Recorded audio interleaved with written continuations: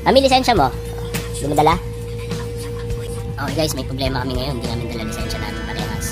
So, ako naiwan ko sa kabilang bag ko. Nagpalit kasi ako ng bag kahapon eh. Hindi ko napansin pero nakarating na ako dito. Ngayon yung si Mami naman. Tanungin natin si Mami. Naiwan din. Mami, lisensya mo? Hindi mo dala? O, so naiwan din. Kasi ako yung pinagbilinan.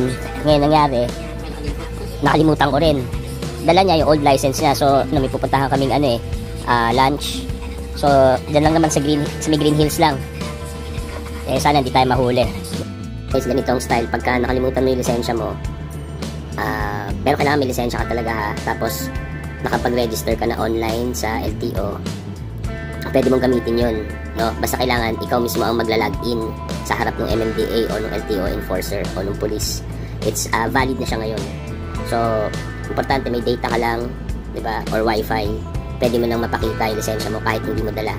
Bawal ang screenshot ha. Gusto nila nakikita nila nagla-login ka. So, pakita ko sa inyo yung sample. Ganito 'yun. Login tayo sa LTO portal. Ayan, login. Okay. Ayan, oh, lumabas na yung ano ko. 'Di ba? So, ano na 'yan? Valid na 'yan basta sa LTO portal ka nag-login. So kung nakalimutan nyo man, huwag kayong mag-alala, pwedeng gamitin na yan ngayon. Remember ha, kailangan mag-login kayo sa tapat, sa harap mismo ng huli sa inyo o ng enforcer. Hindi pwede screenshot. Nalaman namin to kasi yun nga, di ba nakalimutan namin yung license. Ngayon,